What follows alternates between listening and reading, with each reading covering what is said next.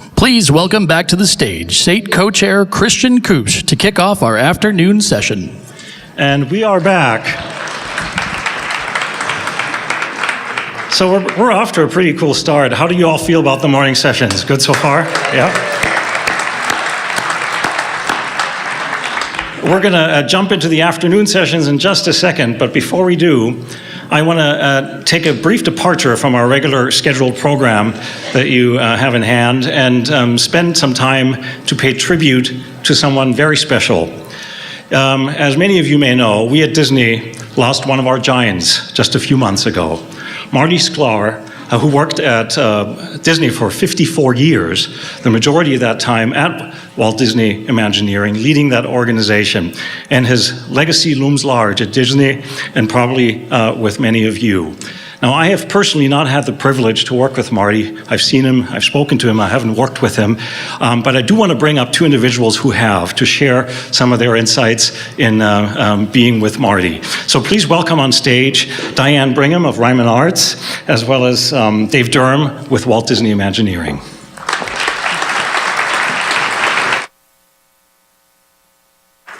Thank you, Chris. My name is Dave Durham. I have the great privilege of having worked with Marty since my very first day at Imagineering about 30 years ago. Many people here knew Marty firsthand, whether you worked at Imagineering or whether you worked anywhere in the industry. We often joke about the fact that many Imagineers go to sprinkle into the entire themed entertainment community, and many people had the direct contact and indirect contact. I can easily say I am standing on the stage directly because of Marty. You hear a lot of people say things like that, but I can say it to be totally genuine and true. Show of hands, anybody who ever had any interaction at all with Marty? And for those of you who aren't raising your hands, you indirectly did also. A large portion of our industry came from many of the things that Marty shepherded. What better way to pay tribute to Marty than hearing from Marty in his own words?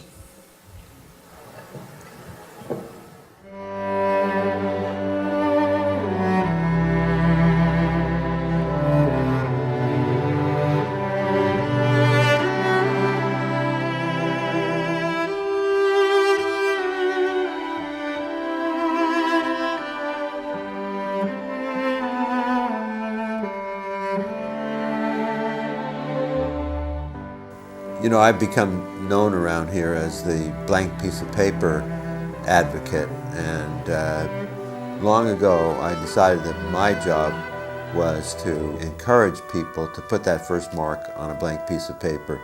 And we have a saying here, there's two ways to look at that blank page. One is to look at it as the most frightening thing in the world because no one has put anything on it. And the other way to look at it is that it's the greatest opportunity in the world because no one has put anything on it. You can try new things. You can let your imagination soar. You can look at the blank page as the greatest opportunity in the world. And if we've accomplished that, we know that we can do things that nobody has ever done before because people are not afraid of that blank page. They think of it as the greatest opportunity in the world. I'll never forget how scared I was when I had to make my first ever presentation to Walt Disney. I'd been hired to create this tabloid newspaper, which we named the Disneyland News. You can imagine how scared I was as a rookie making a pitch to the Walt Disney. There were some great Disney people who made sure I succeeded. Well, obviously so much of Disneyland is a reflection of values and ideas and that Walt Disney had. I always thought of Disneyland as kind of a roadmap of Walt's mind and career and attitude about the public. He was always saying, what are the needs of the public? And an attitude about how people should be treated when they're visitors in your home. Disneyland has also got the dynamic that we all face every day in our lives, and that's change.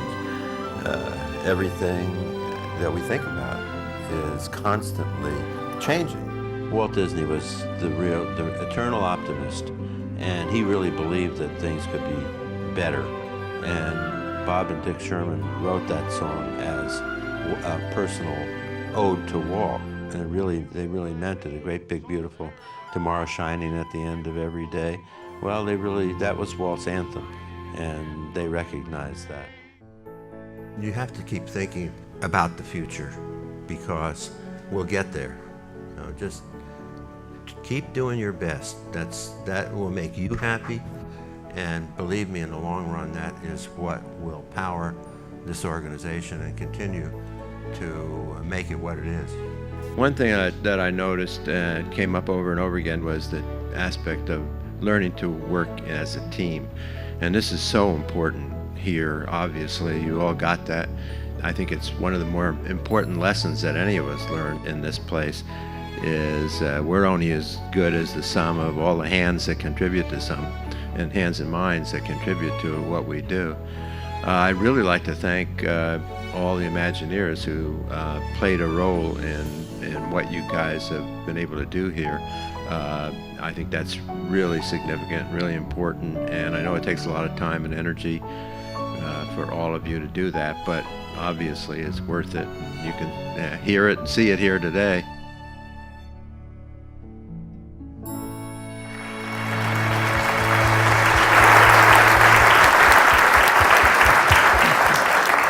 Many people know Marty for his impact in the themed entertainment industry, but he was also known as a philanthropist and working with mentoring many young budding artists. To speak on that, I would like to have Diane Brigham. Please speak. Great, thank you. Thank you for letting me share another side of the Marty that so many of you know and loved and respected. This is the side of his commitment and his public service, his enormous public service in education and the arts. Marty believed deeply in the value of education and saw it as a matter of social justice that all young people should be afforded a high-quality education, both in their schools and in the arts. And he believed in it and said, I'm going to take action towards that. In fact, Marty told me a story about how in the 1960s, he made so many suggestions to the Anaheim school district administrators about how they can strengthen their programs in the schools that they said, Marty, you should just run for school board. So he did. He was elected to the school board for 2 terms, served as president twice, was elected to the Orange County School Boards Association, and served as their president as well. Later, he and his wife of 60 years, Leah, got very involved in the early days of the formation of CalArts, and ultimately continued to fund scholarships here at CalArts. But I have to say, I think he was especially proud of an organization he founded 27 years ago, along with some friends, Buzz and Ann Price, and others, in honor of the artist and Disney designer Herbert Ryman. They started that as a program with 12 kids in a warehouse studio, trying to teach them some of the fundamentals of drawing and painting, and giving them a little bit of a leg up. Well, now, 27 years later, we have 2 campuses, and this year we'll be serving 600 students from 4 counties and 150 different neighborhoods around Southern California. These students in Ryman Arts, as we're now known, receive top-notch instruction in drawing and painting fundamentals that can really prepare them for fields in your world, and very importantly, prepare them for college. They go on field trips, they have college counselor, they really get a sense of what the world beyond is like and expand their horizons. All of this totally free of charge to them. And I have to tell you, Marty didn't just encourage this program from afar. He was right there in the middle of it. Some of you may recall the fabulous fundraising events at Marty and Leah Sklar's home called Affair of the Arts. That was an event for decades that raised money for this program, where they hosted art shows right in their own home. They had to move out for basically a month while Marty would always get a great crew to design a wonderful display, do a great program, and then dream up how to make that happen again the next year.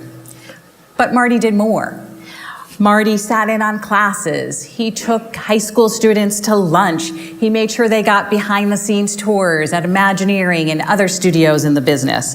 He tracked where all the kids were going to college. In fact, just a couple months ago, he was asking me, so where's this class going to? And he especially wanted to know if they were going to his alma mater, UCLA. And besides that, he bought their art. As board president for over 25 years, at every meeting, his final question would be, what's best for the kids?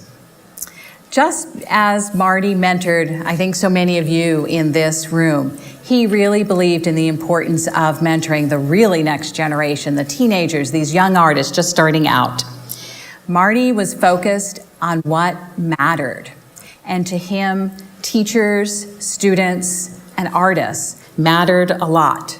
He believed that changing one life as a teacher, as an educator, over the years, you change thousands, and indeed he did over these many years. In fact, Marty was so proud to be from a family of teachers. His father was a teacher, his brother was a renowned professor, his son is a teacher as well. But in fact, I feel like Marty was a teacher. He was our teacher. And now we've learned those lessons. The torch has been passed. I think it's up to us to now consider how we will mentor the next generation and pay it forward. Thanks so much.